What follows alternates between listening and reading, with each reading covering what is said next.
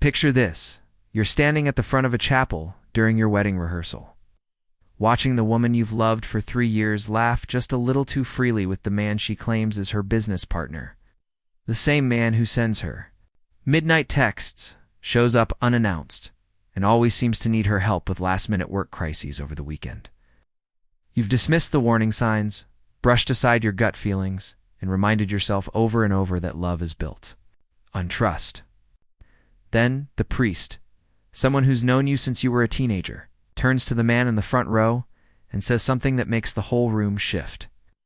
But before we dive back into that moment, let me know where you're listening from. And if this story hits home, don't forget to subscribe, because tomorrow, things get even more intense. The morning of our wedding rehearsal started like any typical spring day in Portland, misty, gray, the kind of weather that makes everything feel soft and cinematic. I even remember thinking how poetic it was, how right it all felt, as I drove to Riverside Chapel. Lisa and I were finally getting married. After 3 years of dating and 8 months of careful planning, we were about to make it official. I had designed our future home. She had curated every detail of the ceremony, and everything seemed to be falling into place. Sure, she'd seemed distracted lately, but I chalked it up to wedding stress.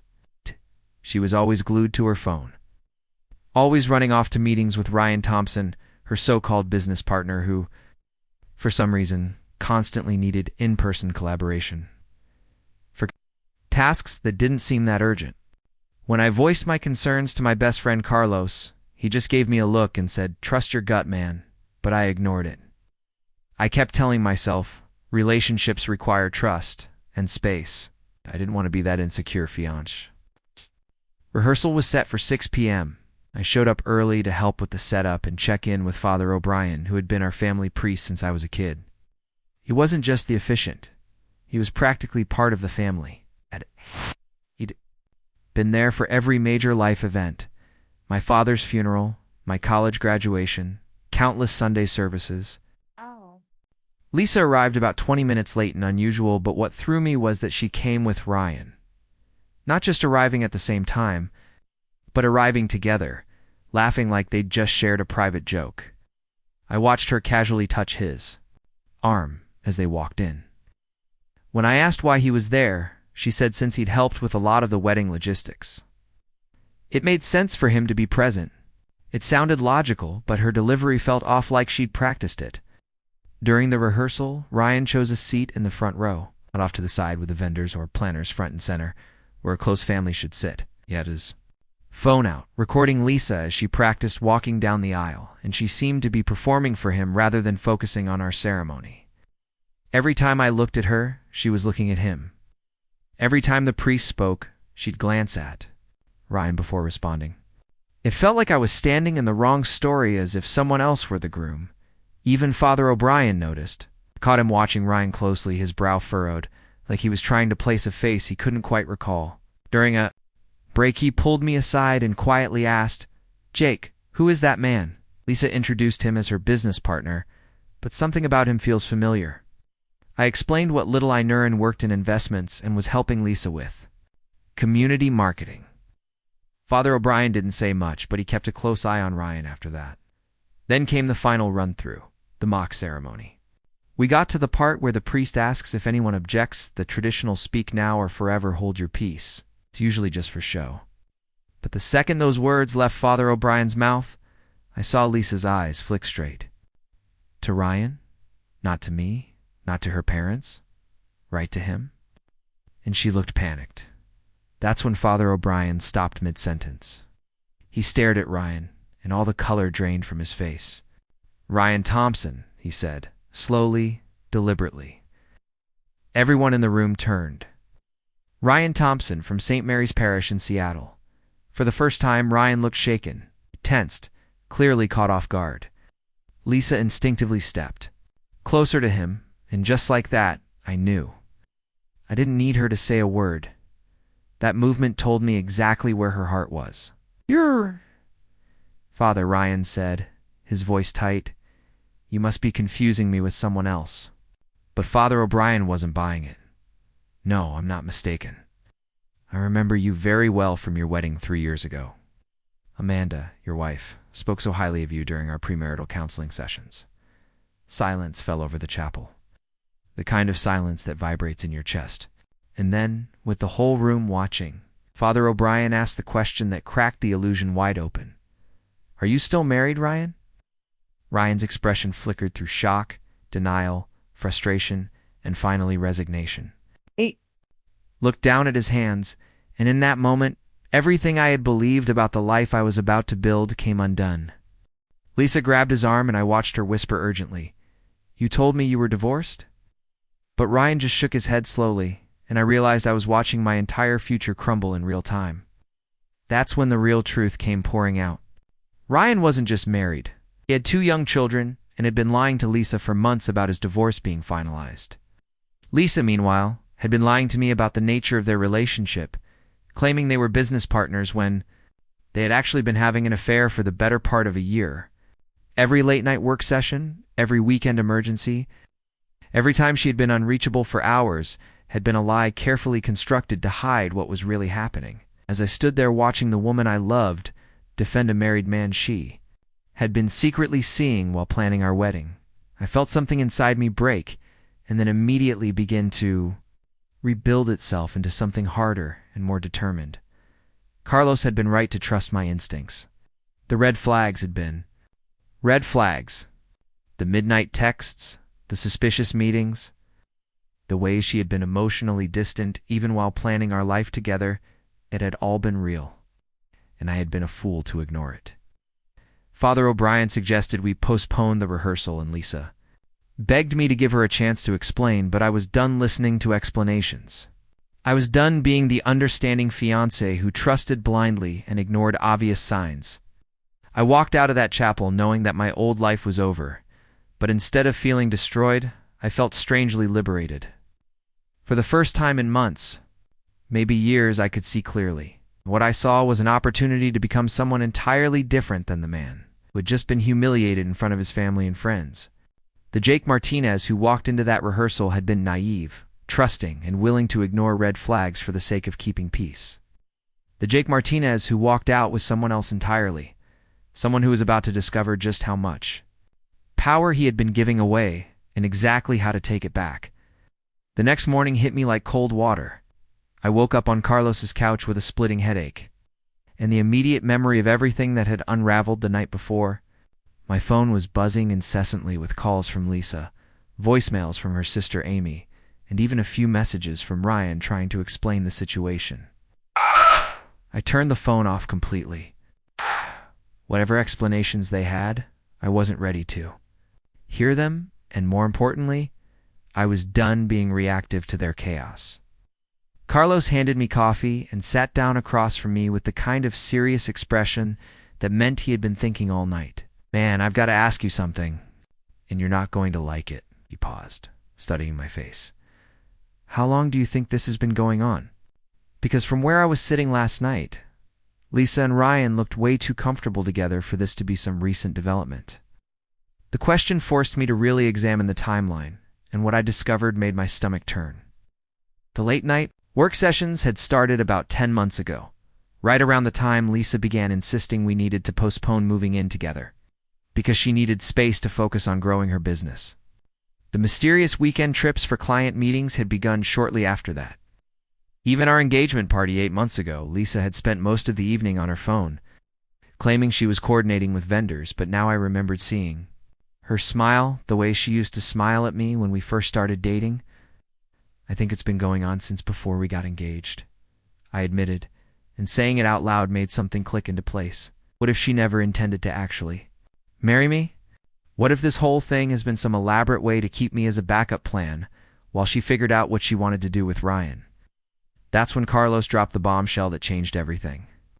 Jake, I didn't want to say anything before, because I thought maybe I was reading too much into it, but Emma Rodriguez called me last week. Emma Rodriguez, my former classmate from architecture school, the one person who had consistently outperformed me in every design competition, landed better internships, and generally made me feel like I was always playing catch-up. We hadn't. Spoken in years, not since a particularly heated argument during our final year about a project that we had both been competing for. She called you why? I couldn't imagine what Emma would want with Carlos, especially since they had barely known each other in college. She wanted to know if you were really getting married to Lisa Chen from Peak Marketing. Apparently Emma's been trying to land a major contract with the city for a new residential development project. And Lisa's company has been bidding against her for the marketing and community outreach component. Emma said Lisa kept mentioning that her fiancé was some small-time architect who would be perfect for designing affordable housing units. Basically positioning you as someone she could control and manipulate for business purposes. The pieces were falling into place in a way that made me physically angry. Lisa hadn't just been cheating on me. She'd been actively undermining my professional reputation.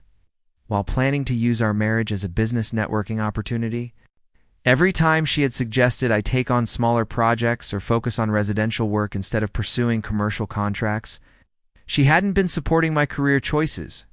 She had been deliberately limiting my growth to keep me dependent on her connections. Carlos, I need Emma's number. The words came out before I had fully formed the plan, but suddenly I knew exactly what I needed to do. If Lisa wanted to play business games while destroying my personal life, then I was going to show her what real strategic thinking looked like. Emma answered on the second ring, and her voice carried that same confident energy I remembered from college. Jake Martinez. I was wondering when you were going to call. She didn't sound surprised to hear from me, which meant she had been expecting this conversation. Preparing and narrating this story took us a lot of time, so if you are enjoying it, subscribe to our channel. It means a lot to us. Now back to the story. I heard about what happened at your rehearsal last night. Portland's architecture community is smaller than you think. How did you already know about that? I asked, though part of me wasn't really surprised. Emma had always been incredibly well-connected, the type of person who knew about industry developments before they became public knowledge. Lisa's been bragging to potential clients about having an architect fiancé who could handle any residential components of their projects. When word got out that the wedding was called off and why, people started talking. Jake, I'm going to be direct with you because that's how I operate. Lisa's been positioning herself as someone who has inside access to quality architectural services at below-market rates. She's been essentially selling your skills without your knowledge. The revelation hit me like a physical blow. Not only had Lisa been cheating on me, but she had been commoditizing our relationship for her professional gain. Every conversation about my career, every suggestion about which projects to pursue, every time she had convinced me to lower my rates for her clients, it had all been part of a larger strategy to use me as a business asset while she pursued whatever she really wanted with Ryan. Emma, I need to ask you something, and I need you to be completely honest with me. That city development project you mentioned, how big are we talking? I could hear her smiling through the phone as she explained that the contract was worth approximately $2 million in architectural fees alone, with the potential for ongoing work that could establish whoever landed it as one of Portland's premier residential developers. Here's what I know that you probably don't. Lisa's company has been positioning themselves as the community outreach specialists for this project, claiming they have access to local architectural talent that understands Portland's affordable housing needs better than outside firms. They've been using your name and your previous work as examples of their local connections, but they're planning to bring in their own contracted architects once they secure the deal. That's when the strategy crystallized in my mind. Lisa had been playing a long game, using our relationship to build credibility for her business while keeping me small enough that I couldn't compete with her directly. But what she didn't realize was that I had just gained access to someone who not only understood the game she was playing, but was infinitely better at it. Emma, I have a proposition for you. What if I told you I could guarantee that Lisa's company loses that city contract, and in the process, we could both end up in much better positions than we are right now? I explained my idea. Emma and I would form a strategic partnership specifically to bid on the city project. My local reputation and understanding of Portland's housing needs, combined with her business development expertise and financial backing, would create a proposal that Lisa's company couldn't compete with. But here's the part that makes this interesting. Emma. I have access to all of Lisa's research, client lists, and strategic planning documents. I know exactly what their proposal looks like because I helped research half of it, thinking I was supporting my fiancé's career. We can create a counter-proposal that addresses every weakness in their approach while highlighting our superior qualifications. Emma was quiet for a long moment, and I could practically hear her calculating the possibilities. Jake, that's not just business strategy, that's warfare. Are you sure you're ready for that level of conflict? Because once we start down this path, there's no going back to being the nice guy who tries to work things out amicably. Emma. The nice guy got cheated on by his fiancée who was planning to use their marriage as a business networking opportunity, while she carried on with a married man. The nice guy spent 3 years supporting someone who was actively sabotaging his career growth. I'm done being the nice guy. Good, Emma said, and her voice carried a satisfaction that made me realize she had been hoping I would say exactly that, because I've been waiting years for the chance to work with someone who actually understands what it means to play to win. Jake, meet me tomorrow morning at my office. We're going to destroy Lisa's company so thoroughly that she wished she had just broken up with you honestly instead of trying to manipulate her way to having everything. As I hung up the phone, I felt something I hadn't experienced in years. Genuine excitement about my professional future, for the first time since graduating from architecture school. I was about to work with someone who saw me as an equal partner rather than a supporting character in their story. Lisa had spent months positioning me as the small-time architect she could control, but she was about to discover that the man she had underestimated was capable of strategic thinking that went far beyond anything she had imagined. Carlos had been listening to my side of the conversation, and when I explained the plan, he grinned like he used to when we were kids, plotting some elaborate prank. Jake, this is either the smartest thing you've ever done, or it's going to blow up spectacularly. Either way, it's going to be entertaining to watch. That night, instead of wallowing in heartbreak or trying to figure out how to win Lisa back, I spent hours researching Emma's previous projects, studying the city development proposal requirements, and planning exactly how to position our partnership for maximum impact. The man who had walked out of that chapel feeling humiliated was rapidly being replaced by someone who understood that the best. Response to betrayal wasn't emotional devastation, it was strategic excellence. Emma's office occupied the entire top floor of a converted warehouse in Portland's Pearl District, floor-to-ceiling windows that offered a panoramic view of the city skyline. When I walked in that Tuesday morning, I immediately understood why she had become so successful. Every surface was covered with architectural models, development plans, and photographs of completed projects that looked like they belonged in design magazines. This wasn't just an office. It was a showcase of ambition turned into reality. Jake, you look different, Emma said as she handed me coffee in a mug that probably cost more than most people spend on groceries in a week. Less defeated, more dangerous? I like it. She had always been direct. Yes! But there was something almost predatory in her smile that made me realize she was as excited about taking down Lisa's company as I was about reclaiming my professional reputation. The first phase of our strategy was information gathering, and Emma had already been busy.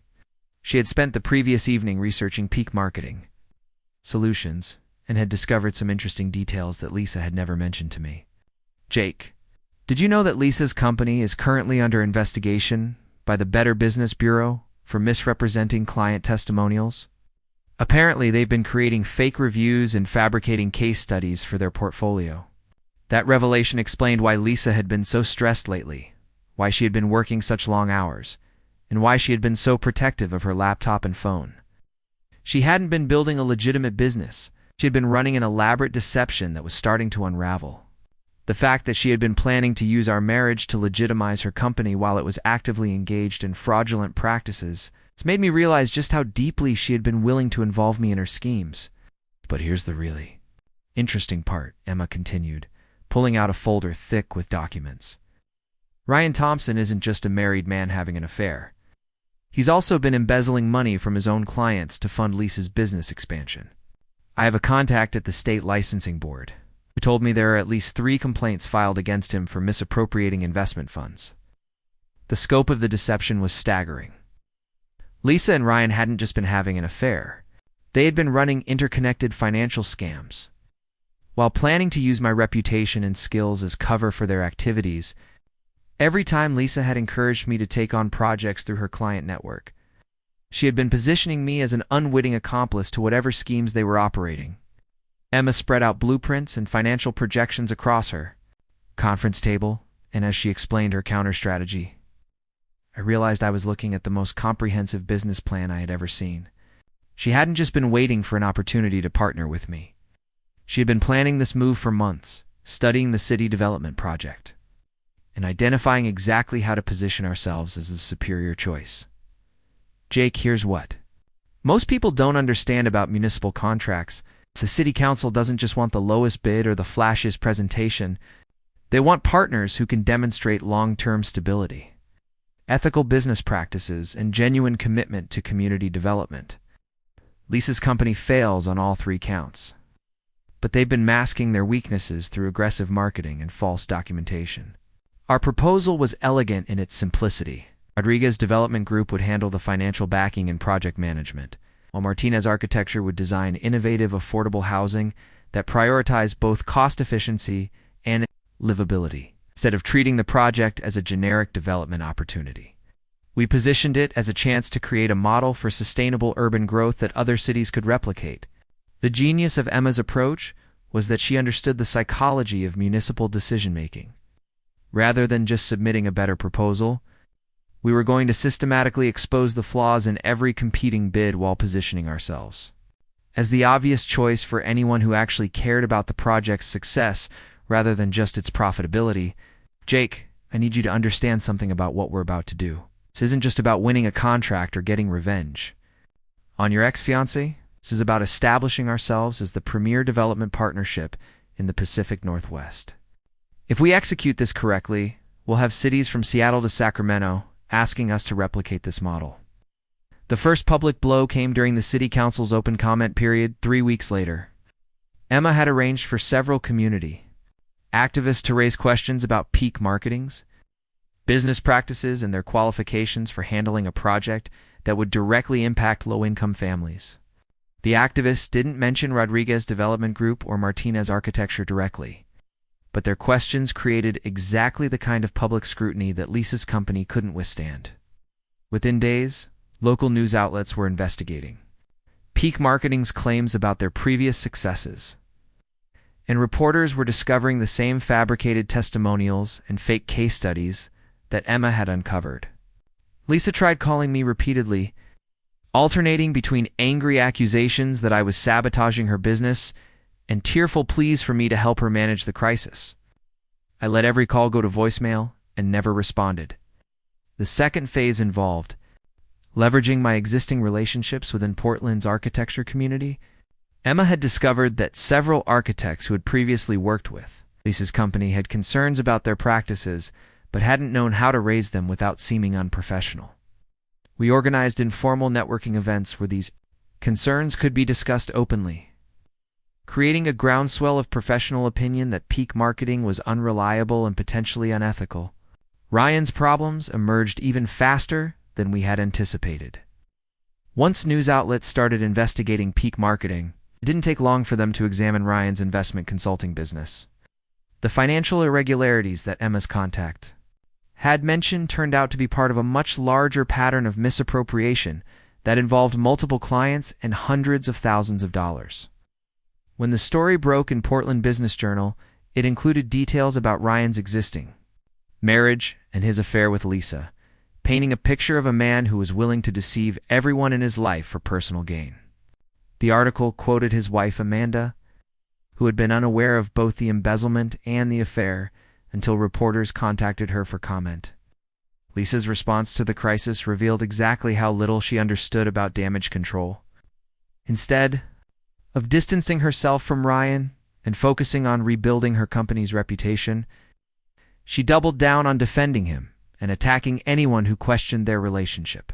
She gave an interview to a local television station where she claimed that Ryan's wife was lying about their marriage status and that the embezzlement charges were part of a coordinated attack by business competitors. The interview was a catastrophe. That destroyed any remaining credibility she might have had. Watching her on television, desperately trying to defend the indefensible while attacking the very people who could have helped her recover, I realized that the woman I had thought I loved was someone I had never really known at all. Emma and I submitted our proposal for the city development project on the same day that Peak Marketing Solutions announced they were suspending operations pending a comprehensive internal review. The timing wasn't coincidental. Emma had been monitoring their situation and had coordinated our submission to coincide with maximum impact. Our presentation to the city council was flawless.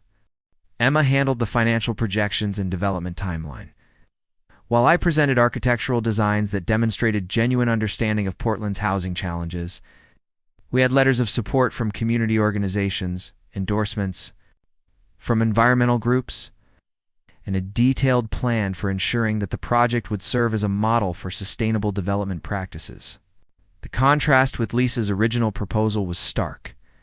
Where Peak Marketing had offered generic solutions and vague promises, we presented specific innovations and measurable outcomes. Where they had relied on fabricated testimonials, we provided references from real clients who could speak to the quality of our work. The City Council voted unanimously to award us the contract, with several members specifically mentioning their appreciation for our commitment to transparency and community engagement. The local news coverage focused on our innovative approach to affordable housing design and the potential for the project to attract additional investment to Portland's development sector. 3 days after we won the contract, Lisa called me. One final time, her voice was different, Mahler, defeated in a way that I had never heard before. Jake, I know you'll probably never forgive me, but I need you to know that I never meant for things to get this complicated. Ryan convinced me that we could make everything work, that I could have both the business success and the relationship I wanted without hurting anyone. I listened to her explanation without interrupting, and when she finished, I realized that she still didn't understand what she had actually done. She was apologizing for the affair and the business deception as if they were separate mistakes, rather than part of a coordinated pattern of manipulation that had involved me as an unwitting participant in potentially illegal activities. Lisa, I said, and my voice was calm in a way that surprised me. The problem isn't that you made mistakes. The problem is that you made choices consistently and deliberately. That prioritized what you wanted over what was honest or ethical. I hope you figure out how to build a life that doesn't require deceiving the people who care about you. When I hung up, Emma was watching me with an expression that combined respect and something that might have been attraction. Jake Martinez, you've become a formidable man. I hope you realize that what we've accomplished here is just the beginning. 6 months into our partnership, Emma and I had settled into a rhythm that felt almost supernatural in its efficiency. The city development project was ahead of schedule. We had 3 additional municipal contracts in the pipeline, and Rodriguez-Martinez development was being featured in national architecture magazines as an example of innovative public-private partnerships. But success, I was learning, had a way of revealing truths that failure kept hidden. The revelation came on a Thursday evening when Emma and I were working late in her office, reviewing proposals for a waterfront development project in Vancouver. She had ordered dinner from her favorite Italian restaurant, and we were eating. At the conference table, surrounded by blueprints and financial projections, when she suddenly stopped mid-sentence and stared at me with an expression I couldn't interpret. Jake, I need to tell you something, and I'm not sure how you're going to react. She set down her fork and folded her hands in a way that made me realize this conversation had been building for weeks. Do you remember our senior year competition? The one where we both submitted designs for the sustainable housing complex? Of course I remembered. It had been the defining moment of our college rivalry. It's a project that had determined who would graduate as the top student in our program. Emma had one with a design that was undeniably brilliant. But I had always suspected there had been some kind of behind-the-scenes politics involved in the judging process. Jake, I cheated. The words hung in the air between us like smoke, not in the way you're probably thinking. I didn't steal your design or bribe anyone, but I had information you didn't have. My father knew one of the judges personally, and he told me exactly what criteria they would be prioritizing. I designed my proposal specifically to meet those preferences, while you were creating something genuinely innovative, without knowing what the judges actually wanted. I felt something shift inside my chest. Not anger exactly, but a recognition. That the narrative I had been telling myself about that competition was incomplete? Why are you telling me this now? Emma stood up and walked to the window, looking out at the city lights in a way that reminded me of how she used to stare at her drawings when we were students, as if she was trying to solve a problem that existed beyond the physical world. Because what we've been doing to Lisa and Ryan, the way we've systematically destroyed their businesses and their reputations, it's not actually about justice. It's about control and superiority and proving that we're smarter than everyone else. The observation hit me like cold water because I realized she was absolutely right. Somewhere in the process of executing our strategic plan, the motivation had shifted from protecting myself and building a legitimate business to demonstrating intellectual dominance over people who had wronged me. We hadn't just won the city contract. We had orchestrated Lisa's professional destruction with a precision that went far beyond what was necessary for our own success. Emma, are you saying you regret what we've done? I asked, though part of me already knew the answer. Was more complicated than yes or no. I'm saying that I've been using you the same way Lisa was using you, just more elegantly. She turned back to face me, and her expression was a mixture of guilt and something that looked like genuine affection. You were never just a business partner to me, Jake. You were proof that I could take someone who had been hurt and manipulated and turn them into a weapon against people I wanted to defeat. The fact that Lisa and Ryan deserved what happened to them doesn't change the fact that I manipulated your anger and your desire for revenge to achieve my own goals. The admission should have made me furious, but instead I felt a strange kind of relief. For months, I had been wondering why Emma had been so eager to help me. Why someone as successful and self-sufficient as she was would want to partner with an architect, whose main qualification was intimate knowledge of his fiance's business practices. The truth was that she had seen an opportunity to use my situation for her own advancement, while making me feel like I was the one being helped. So what are you saying? That our partnership has been fake? That the feelings I've been developing for you are just another part of some elaborate manipulation? The question came out more vulnerable than I had intended, but I realized that somewhere in the process of working together and planning strategy and celebrating victories, I had begun to care about Emma in a way that went beyond professional respect. Emma's expression softened in a way I had never seen before, and she walked back to the table and sat down across from me. Jake, that's the problem. The feelings aren't fake. I started this as a business strategy, but somewhere along the way, it became real. I've been lying awake at night trying to figure out how to tell you the truth without losing you. Because what we have now is the first genuine thing I've experienced in years. The confession created a strange mirror of the moment when Father O'Brien had revealed Ryan's marriage. But instead of feeling betrayed, I found myself thinking about the difference between manipulation with malicious intent and manipulation that had evolved into something authentic. Emma had used me initially, but she had also created opportunities for me to grow and succeed in ways that Lisa never had. Emma, can I ask you something? When you decided to tell me the truth tonight, what outcome were you hoping for? I was genuinely curious about her motivation. Whether this confession was another strategic move or a genuine attempt at honesty. I was hoping you would understand that I want to start over, not the business partnership that's been real from the beginning, but the personal relationship.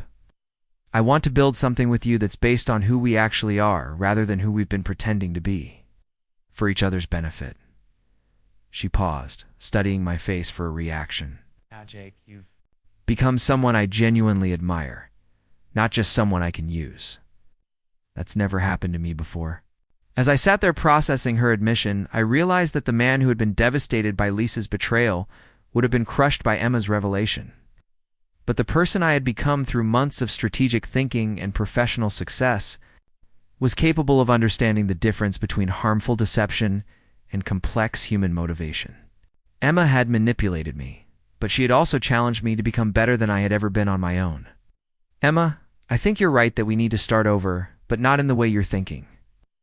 I reached across the table and took her hand. And for the first time since our partnership began, the gesture felt completely authentic rather than calculated. I think we need to acknowledge that we're both people who are capable of using others when it serves our purposes, and we need to decide whether we want to build a relationship where that's explicitly off the table. Her smile was different than any expression I had seen from her before. Less confident, but more genuine. "Are you saying you want to try building something real with someone who just confessed to manipulating you?" "I'm saying I want to try building something real with someone who's capable of telling me the truth, even when it's difficult." Lisa's problem wasn't that she made strategic decisions about her life.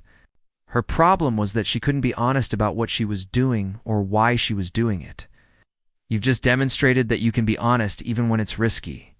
That night, instead of going home to my apartment, stayed at Emma's place for the first time since we had started working together. We talked until sunrise about our childhoods, our fears, our ambitions, and our respective patterns of using relationships as tools for advancement rather than sources of genuine connection. It was the most honest conversation I had ever had with anyone, and it created a foundation for something I had never experienced before. A relationship based on mutual respect for each other's intelligence and ambition, rather than one person's need for the other's resources or validation. The next morning, Emma made coffee and toast while I watched her move around her kitchen with the efficiency she brought to everything in her life. "Jake," she said, as she handed me a mug, "I have one more confession. The Vancouver waterfront project. I've been planning to propose that we relocate there permanently, not just for the project, but because I think we could build something together that's bigger than what either of us could accomplish individually." Looking at her standing there in her pajamas with her hair disheveled and her expression open in a way I had never seen before, I realized that this was what I had been searching for without knowing it. Someone who could match my ambition while challenging me to be honest about my motivations and intentions. Emma wasn't perfect, and neither was I, but we were both committed to building something real together. 2 years later, Emma and I stood on the balcony of our Vancouver penthouse, watching the sunset reflect off the waterfront development that had become our signature project. The Rodriguez-Martinez name was now synonymous with innovative urban planning across the Pacific Northwest, and we had just signed contracts for developments in 3 additional cities. But more importantly, we had built a life together that neither of us had thought possible. The invitation arrived on a Tuesday morning, forwarded through my old Portland address. Lisa was getting married again, this time to someone named Marcus Webb, a corporate lawyer who apparently specialized in helping businesses recover from regulatory investigations. The wedding announcement was elegant and traditional, with no mention of her previous engagement or the circumstances that had ended her first attempt at marriage. Emma found me reading the invitation in our home office, and she settled into the chair across from my desk with the kind of amused expression that meant she was curious about my reaction rather than concerned about it.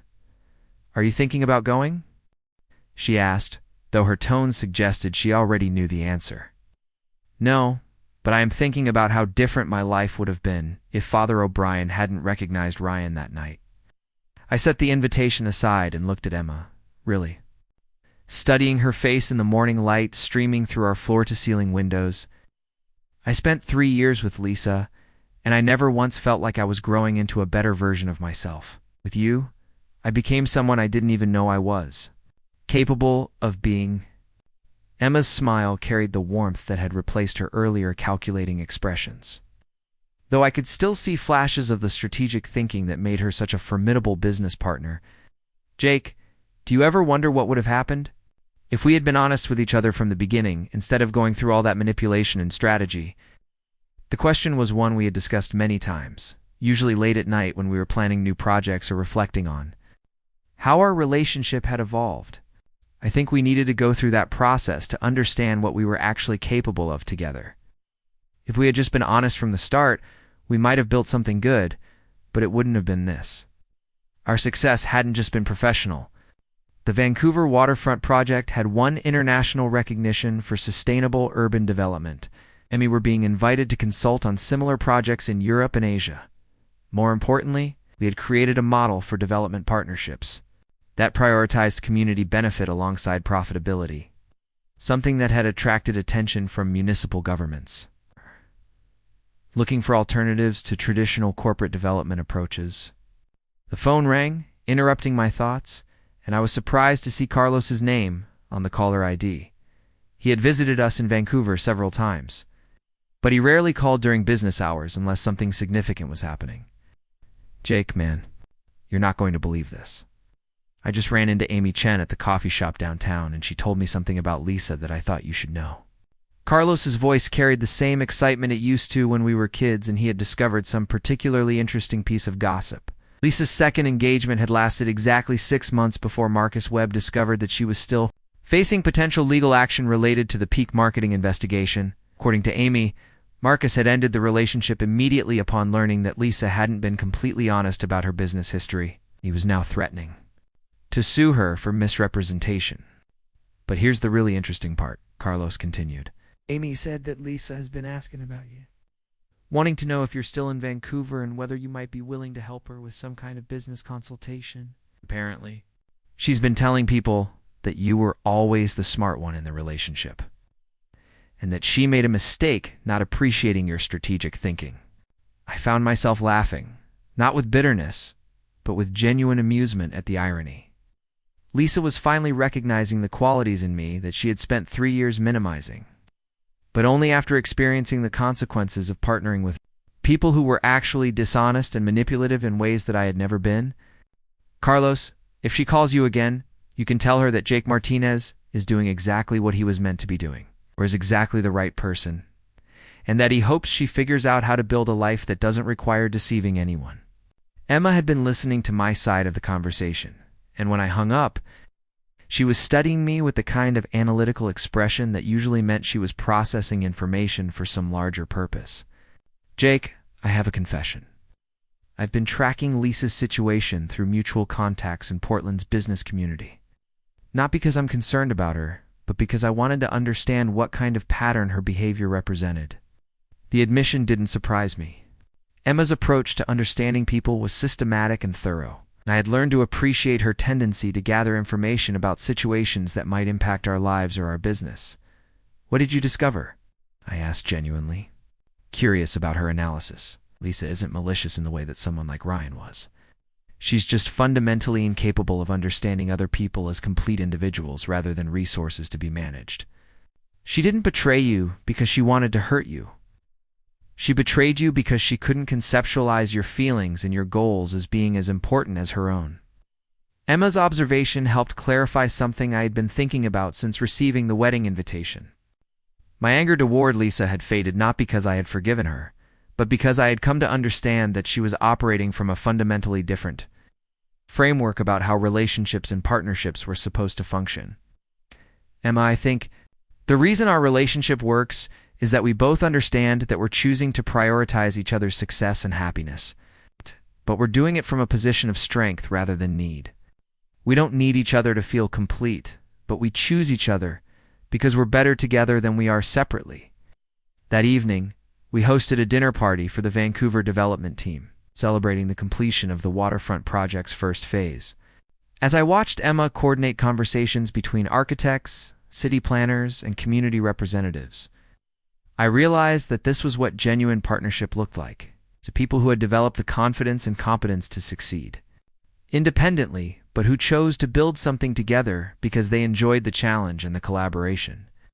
Later that night, as we cleaned up the dishes and planned our next day's meetings, Emma mentioned that she had been thinking about expanding our model to include affordable housing projects in smaller cities throughout the Pacific Northwest. The idea excited me because it represented exactly the kind of work I had always wanted to do, but had never felt confident enough to pursue on my own. Standing in our kitchen with Emma, planning projects that would impact thousands of people's lives, I understood that the man who had been devastated by Lisa's betrayal had been someone who needed external validation to feel worthy of success. The person I had become was someone who could create value and meaning through his own choices and actions, which made it possible to build genuine partnership with someone who shared those same capabilities and ambitions. Had learned wasn't destroying the people who had wronged me. It was becoming someone who was genuinely happy with the life he had built, making their approval or regret completely irrelevant to my sense of fulfillment and purpose. Up next, you've got 2 more standout stories right on your screen. If this one hit the mark, you won't want to pass these up. Just click and check them out.